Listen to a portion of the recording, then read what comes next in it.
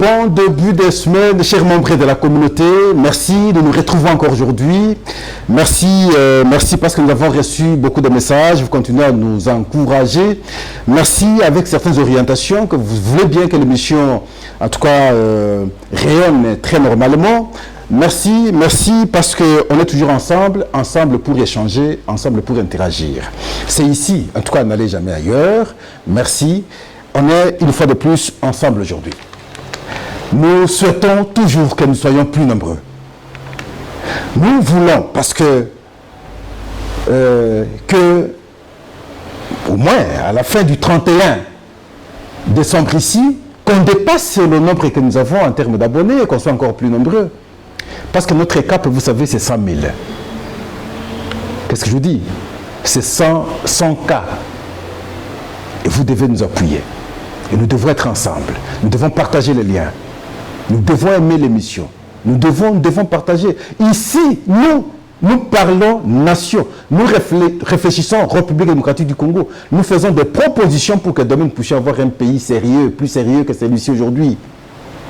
Pour cela, l'apport de chacun est important. En tout cas, merci beaucoup. Mais nous produisons une réflexion aujourd'hui. Pourquoi nous voulons produire cette réflexion? Parce qu'il ne faudrait pas que nous puissions continuer à être très inconscients comme nous le sommes jusqu'ici. On vous tape, vous pleurez. On vous tape, vous cherchez les parents. On vous tape, vous n'êtes pas en mesure de répliquer. Et cela de temps en temps. C'est comme ça que nous disons. C'est par le travail qu'on construit la nation. C'est par le travail qu'on construit son pays.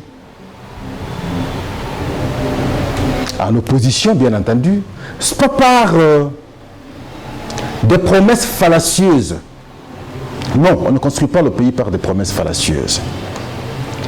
Ce n'est pas par de révélations qu'on construit le pays. Ah non, en tout cas, nous estimons qu'on ne construit pas le pays par des révélations. Et ce n'est pas par la vente des illusions. Non, il faut éviter de vendre les illusions aux gens. On ne construit pas le pays par les illusions. Ce n'est pas par l'exigence des offrandes qu'on va construire le pays. Non, ce n'est pas par les offrandes qu'on va construire le pays. On ne construit le pays que par le travail. Pourquoi nous posons cette problématique? C'est parce que dans notre pays, chers membres de la communauté, on est tous chrétiens. Moi, je suis chrétien catholique. Beaucoup d'entre nous sont des chrétiens. Et nous sommes ailleurs dans d'autres pays aussi, nous voyons comment les autres font. Nous voyons comment les autres prient Dieu et croient en Christ. Mais en RDC, on aurait l'impression que nous avons choisi notre voie. Et aussi, lorsqu'il faut lire très attentivement, sans passion, la Bible, vous vous rendrez quelque part compte que ce que nous faisons, c'est un peu un excès. Est-ce que c'est l'expression de la pauvreté? C'est fort possible. Est-ce que c'est la peur du lendemain non assuré? C'est fort possible. Est-ce que du fait d'avoir échoué son passé et qu'on crée l'avenir? C'est fort possible. Pourquoi nous disons qu'on construit le pays par le travail et non par des incantations et non par des promesses? Parce que nous nous rendons compte que le travail semble ne plus être une préoccupation des Congolais.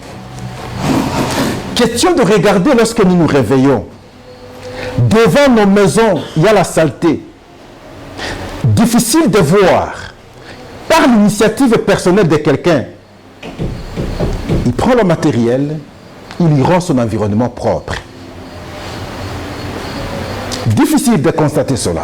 La conséquence, nous avons des cités très sales. Pourquoi? Simplement parce que nous n'aimons pas le travail. Nous pensons que le hasard va tomber du ciel. On nous ajoute à cela les jeux du hasard. Regardez comment les gens vont, parce qu'ils savent qu'il n'y a pas d'effort à fournir. Dans ces conditions, il n'y aura pas, on ne saura pas construire le pays. Les églises sont à la base, de mon point de vue, à ce mode de vie des Congolais aujourd'hui.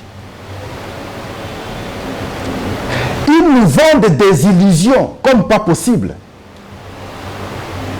Des illusions, des promesses en promesses pratiquement à chaque prédication. Partons d'un cas simple. Nous sommes à la fin de l'année aujourd'hui. L'année passée a été l'année de prospérité à chaque membre, à chaque fidèle de l'Église. C'est une autre année qui commence. Ils vont venir avec une autre promesse pour cette année 2005. L'année 2005 sera telle année pour vous tous, mais sans évaluer. Pour l'année 2024, nous avons dit que c'est une année de prospérité. Moi, j'ai 100 fidèles. Combien ont connu la prospérité? Il faut évaluer. C'est alors que vous allez vous rendre compte que c'est vrai ce que je fais ou faux. On n'évalue pas. On vend des illusions comme ça une fois de plus sur l'année 2025. C'est ainsi. Et les gens adhèrent aveuglément. Encore que lorsqu'on parle de la spiritualité, difficile d'apporter des critiques. Les gens gobent cela, croient que le salut va venir de cette façon, oubliant même le travail. Pascal, je n'ai pas encore entendu des prédications sur comment gagner le travail, parce que c'est du travail qu'on construit la nation, c'est du travail qu'on construit son foyer. Ce n'est pas des promesses qu'on peut construire son foyer, non. Et ailleurs, partout ailleurs, on s'engage au travail. Dieu même a dit, je vous donne ce monde, transformer ce monde. Nous sommes incapables de transformer notre monde qui est la République démocratique du Congo, avec tout ce que nous avons. Simplement parce que nous n'aimons pas le travail. On nous abrutit de cette façon, on nous habille de telles réflexions et difficiles. Chaque jour, on vous apprend comment donner. Ça me fait mal. Donner, vous en aurez beaucoup. Donner, Dieu va vous bénir. Je donne à qui? Je donne au pasteur. Qui demain aura une voiture, aura une Jeep, aura une maison. Moi, je continue à donner. Mais je donne par rapport à quoi? Parce que je ne produis pas. Je ne travaille pas. Mais apprenez-moi d'abord à pêcher. Et le poisson que j'aurai, je pourrai venir vous le remettre. Mais lorsque vous ne m'apprenez pas comment pêcher, comment vous me demandez le poisson? C'est difficile. Vous me demandez l'argent, vous voulez que je donne. Je veux donner quoi à partir du moment où je ne travaille pas? Je dois commencer par travailler. Apprenez-moi comment chercher le travail. Apprenez-moi comment donner mon temps au travail. Apprenez-moi comment je peux m'engager au travail. Apprenez-moi comment je peux transformer ce monde que Dieu nous a donné. La République démocratique du Congo que Dieu nous a donné. Même si les autres disent oui, peut-être pas à tort, non. Dieu ne nous a pas donné la République démocratique du Congo. Dieu nous a donné, en tout cas, nos petites communautés en termes de tribus. La RDC, c'est l'assemblage de ces tribus par le colon belge. Ah, ils n'ont pas aussi tort. Mais à partir du moment où, comme la Bible dit, c'est que un, deux, ou non, ou à mon nom, vont décider, sera également accepté chez moi. C'est déjà accepté comme tel. C'est devenu une nation de Dieu. Mais nous avons tout. Nous avons tout, chers pasteurs. C'est la fin de l'année. Évitez de nous abrutir par des prédications, par des promesses qui ne nous rapportent pratiquement rien. Nous ne changeons pas. La vie ne change pas. Nous sommes tous dans des conditions difficiles, conditions précaires. Regardez, depuis quand on a commencé à nous prêcher de cette façon? C'est par le travail, chers membres de la communauté. L'engagement au travail. Du travail, vous aurez compris l'existence de celui qui vous a envoyé sur terre. Du travail, vous aurez le miracle que vous cherchez, c'est la production. Tout ce que vous aurez besoin, vous aurez. Et Dieu va vous bénir. C'est du travail. Son travail, la bénédiction, c'est un rêve. C'est à travers le travail. Nous ne nous engageons pas. Voilà, les fausses promesses vont commencer maintenant à la fin de l'année. Est-ce que vous aviez évalué ce que vous aviez promis l'année passée, l'année 2024? Nous la conjuguons déjà au passé parce que nous sommes pratiquement, nous verrons déjà 2025. Non, vous n'avez pas évalué. Pendant que nous sommes attaqués à l'Est, et vous allez dire non, ne prenons pas les armes, n'allons pas au front, prions, Dieu va nous bénir. Non, mais depuis quand? Souvenez-vous, chers membres de la communauté, toujours des prières. Ça a résolu quoi comme problème à partir du moment où ceux-là prennent les armes avec leur velléité de vouloir toujours gagner les espaces sur le sol. Mais ils le font. Ça veut dire que nous devons nous engager, c'est par le travail que nous allons trouver solution à cette question. Dieu va nous accompagner dans nos déterminations, dans notre manière de faire le travail. Dieu va nous accompagner et il y aura des productions. On ne peut demander qu'à quelqu'un qui travaille. Ne demandez pas à quelqu'un qui ne travaille pas. C'est une stratégie d'appauvrissement. C'est une stratégie d'appauvrissement. Nous devons savoir dire non à un certain moment. Nous ne pouvons pas continuer comme ça. Depuis quand? Je ne dis pas que Dieu ne peut pas agir. Dieu agit. Dieu nous aime beaucoup. Dieu nous aime, c'est comme ça qu'il nous a donné ce pays. Dieu nous aime, c'est comme ça que parfois, beaucoup de choses, les mauvaises choses n'arrivent pas trop parfois. Dieu nous aime. On ne refuse pas. Mais le travail, c'est par le travail que Dieu va nous aimer encore plus. Même lorsqu'il a créé Adam et Ève, qui auront des enfants, Caïn et Abel, dans un jardin où il y avait tout. Mais il fallait qu'ils travaillent. Caïn avait des champs, il produisait ainsi de suite. Abel avait des animaux, il était éleveur. Il travaillait, c'est dans le travail. Mais comment aujourd'hui, nous qui ne sommes plus dans le jardin où il y a tout, c'est vrai que notre pays est béni. Mais comment nous ne savons pas nous engager au travail? Pourquoi nous devons devenir paresseux? Et de cette paresse, et nous croyons que Dieu va encore nous bénir en quoi? Parce qu'il nous a tout donné. C'est à nous de transformer ce qu'il nous a donné. C'est à nous de pouvoir bénéficier de ce qu'il nous a donné. C'est à nous de pouvoir nous retrouver de ce qu'il nous a donné. Mais nous ne fournissons aucun effort par rapport à ça. Ça, c'est la spécificité d'un Congolais. Et les autres se moquent de nous lorsqu'ils nous regardent. Dieu n'est pas que Congolais. Jésus n'est pas que Congolais. Mais ils sont aussi vénérés, adorés par d'autres nations ailleurs. Mais ceux-là comprennent que Dieu veut que nous puissions nous engager au travail. Et ils travaillent, ils produisent, ils transforment. Et ils sont forts. Ainsi, le monde. Nous croisons beaucoup les bras.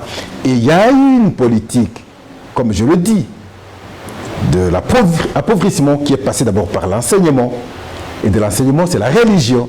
Et pourtant, vous savez, ça sont les deux sérieux milieux éducatifs qui impactent en fait la cellule de base qui est la famille, le premier milieu éducatif de l'enfant.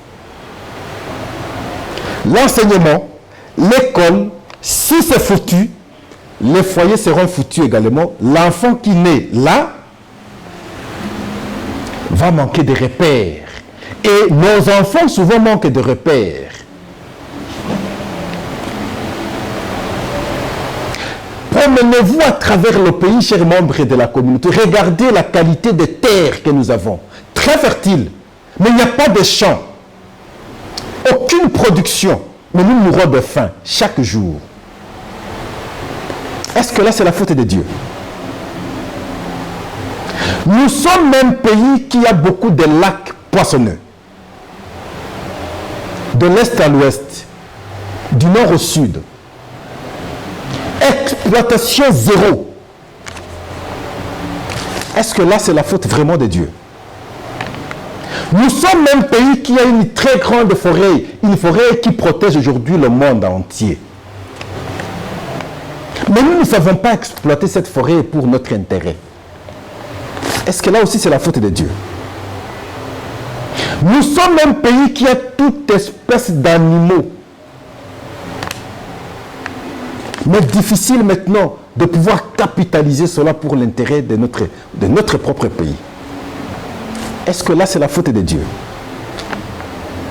Nous sommes un pays qui a deux savanes pratiquement partout.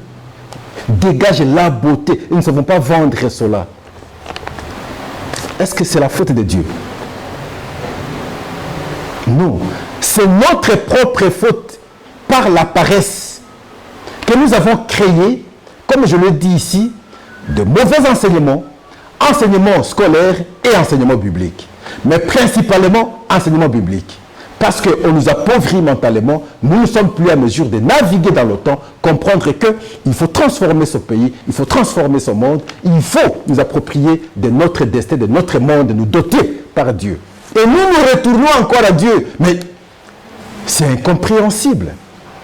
Nous avons tout, mais nous manquons seulement ça pour transformer. C'est le jour où nous aurons ça pour transformer, c'est alors qu'à ce moment-là, le monde entier aura peur de nous. Nous avons toutes sortes de minéraux, mais incapables de les transformer. Nos petits Rwanda, posons-nous la question, même alors, qui passent par le Congo pour voler les minéraux, mais ils se vendent cher au monde. Mais nous qui avons les minéraux ici, pratiquement dans toutes les provinces, mais nous ne savons pas nous vendre cher au monde. Ça ne peut pas nous interpeller quelque part? Le M23 occupe la RDC aujourd'hui. Le Rwanda occupe la RDC. Ils ont récupéré quelques mines. Dans ces villages-là, il y a beaucoup de mines. De ces mines-là, ils peuvent faire beaucoup d'argent. Mais ces mines étaient chez nous depuis tout ce temps. Qu'est-ce qu'on en faisait? Et nous en avons d'autres. Qu'est-ce que nous en faisons? Ça ne peut pas nous interpeller tout ça. Nous avons tout, mais nous sommes très inconscients. Nous devons nous ressaisir, nous devons nous réveiller, nous devons nous amender, nous devons prendre une décision. Nous devons savoir avancer et être en mesure de transformer ce que nous avons.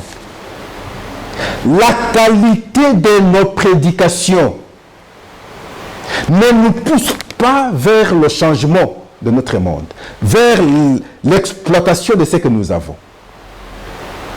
Et dans ces conditions de nous prêcher, ça nous éloigne même de Dieu. Parce que nous avons tout, s'il vous plaît. Dieu va nous bénir et combien de fois? Il nous a sérieusement bénis. J'arrive en Éthiopie. On m'amène dans certains villages en Éthiopie, chers membres de la communauté. Aucun arbre, aucune rivière, aucune source. Mais je me pose la question, ces gens vivent comment? C'est plus de 100 km d'Addis Abeba. Et c'est là que les gens viennent chercher l'eau à Addis Abeba. Plus de 100 km, je vous le dis. Mais ils vivent, ils construisent, ils sont à l'aise. Mais nous avons tout. On n'a pas à se déplacer. Vous allez au Congo central, vous prenez une graine, vous jetez sur une pierre, 2 jours après ça pousse. Mais c'est quel genre de pays nous avons? Mais à côté, c'est des êtres inconscients qui sont là. Est-ce que le Rwanda pouvait avoir les capacités de marcher sur le Congo si nous étions conscients? Peu importe l'appui qu'il bénéficie de l'extérieur. Je ne pense pas du tout. Cette inconscience, c'est à tous les niveaux, s'il vous plaît. Et aujourd'hui, les gens aiment aller construire, même au Rwanda. Beaucoup de gens que vous voyez ici ont des constructions au Rwanda, à Kigali. Est-ce que vous pouvez imaginer? Un Congolais est prêt d'amasser beaucoup d'argent ici, d'aller construire les gratte-ciel ailleurs que de construire à Kinshasa ou à Lubumbashi dans l'une de nos provinces. Mais il va construire les gratte-ciel ailleurs, dans d'autres pays. Quel degré de conscience? Un Congolais, c'est celui-là qui rejette ses citoyens qui sont allés chercher dans d'autres pays Parce que simplement, ils ont acquis d'autres nationalités. Mais c'est quel genre de pays? Mais ils sont allés chercher. C'est le vôtre. C'est comme ça que Pascal plaide qu'on revoit l'article 10 de la Constitution sur la nationalité. Mais ce sont des Congolais qui sont allés chercher. Ils sont allés au Canada, ils sont allés aux États-Unis, ils sont allés en France, ils sont allés en Belgique, ils sont allés en Grande-Bretagne, ils sont allés chercher pour leur pays. Au lieu de les ramener pour qu'ils viennent construire leur pays, leur vrai pays, mais nous sommes les premiers à les rejeter parce qu'ils ont acquis d'autres nationalités. Est-ce que nous sommes conscients? Regardez ce que le petit Rwanda fait. Soyez partout pour être, vous restez rwandais. Quelles que soient les conditions, vous restez rwandais. Nous devons avoir un tel article dans la Constitution. Vous ne pouvez pas rejeter vos propres frères. Ils sont allés chercher. Personne n'est allé par plaisir de partir. Non, ils sont allés chercher. S'ils sont restés, c'est parce que les conditions ne sont pas réunies. Si on avait réuni les conditions ici, ils reviendraient et personne n'achèterait la nationalité d'un autre pays. Non, au lieu de les ramener pour qu'ils viennent construire leur pays et vous les rejetez par vos dispositions constitutionnelles. Pascal, je m'oppose à ça. Je veux que ceux-là qui aient d'autres nationalités sont des Congolais. Vous n'allez pas les renier leurs origines. Ils peuvent revenir dans leur pays autant qu'ils voudront. Les portes doivent être ouvertes. C'est ici que nous, on ne réfléchit pas. Quel genre de secteur d'études que nous pouvons privilégier pour transformer ce pays? On est resté dans le plan nous laissé par le colon. Non. Évoluons, adaptons-nous. Le monde évolue. Tous les minéraux qui transforment le monde aujourd'hui se trouvent en République démocratique du Congo. Nous sommes le premier producteur de cuivre au monde. Enfin, nous sommes le premier producteur de cuivre en Afrique. Nous sommes le premier producteur de cobalt au monde. Nous sommes la première réserve de coton au monde. Nous sommes la 7e, je crois, réserve de lithium au monde. Regardez, nous avons, je crois aujourd'hui, c'est la première forêt. Hier, c'était l'Amazon, aujourd'hui, je crois, c'est la RDC. C'est la forêt équatoriale. Le bassin du Congo, je veux dire. Mais le monde dépend de la République démocratique du Congo aujourd'hui. Est-ce qu'on comprend? Est-ce que nous comprenons? Qui sommes-nous réellement? Est-ce que nous comprenons? Je pense que nous ne comprenons pas. Pourquoi? Parce que nous sommes abrutis. Nous sommes abrutis par les enseignements. Les prédications que nous allons recevoir ici, les 31, vont encore davantage nous aveugler. Je ne sais pas s'ils vont chercher, je ne sais pas quel... Ils vont nous aveugler. Non, ce n'est pas possible. Révoltons-nous, ressaisissons-nous. C'est notre pays. Il est merveilleux. Il est merveilleux. Il est béni. Dieu nous aime. Dieu nous aime tant qu'il nous a donné ce pays. En tout cas, merci. Nous voulons simplement dire que évitons de très fausses promesses souvent. Nzambagosa, Dieu a déjà fait. Les offrandes en exigence. Ne demandez qu'à ceux qui travaillent. Quelle est la stratégie, vous, pasteurs, que vous aviez donnée à vos fidèles pour trouver l'emploi? La prière? Non. Et la même Bible vous dit, prenez, réveillez-vous, prenez votre sac, allez chercher, vous allez en trouver. Allez-y. Ce n'est pas dans la prière. Vous pouvez rester à l'église du matin au soir chaque jour. Non, vous n'aurez pas du boulot. Je suis désolé, ça c'est faux. Et on nous apprend le jeu d'hasard au pays. Un jeu d'hasard, par la prière, ça va arriver. Non, ça n'arrivera pas comme ça. Il faut poser l'acte d'abord. Dieu va vous accompagner dans cet acte-là. Le jeu du hasard. Et c'est fini aujourd'hui. D'autres jeux aussi, les Français, tout ça nous ont envoyé. Les paris, foot, ainsi. Voilà, les jeux du hasard.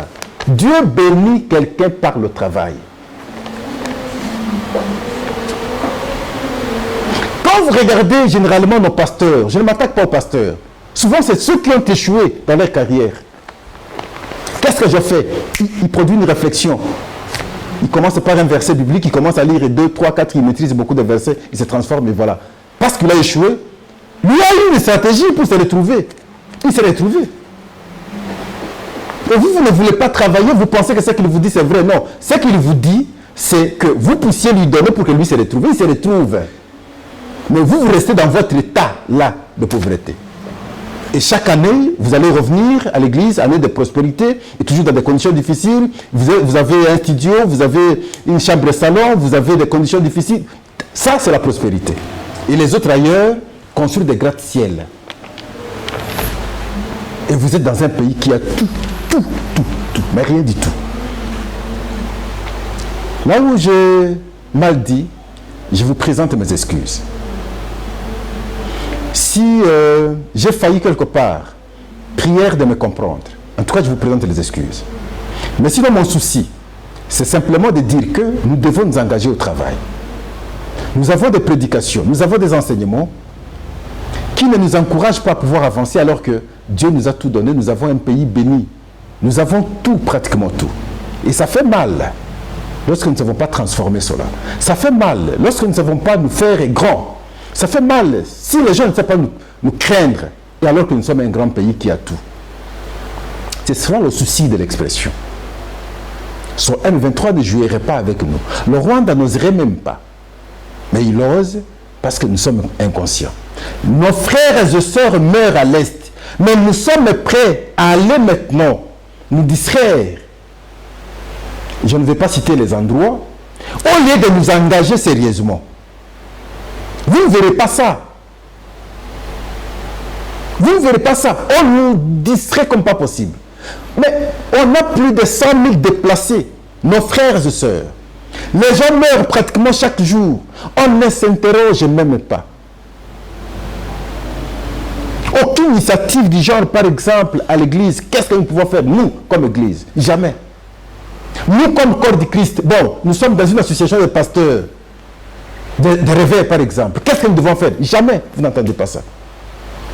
Comment appuyer nos fidèles qui sont dans des conditions difficiles là-bas? Vous n'allez pas entendre ça. C'est là que ça fait mal. C'est de cette façon que nous avons structuré notre émission.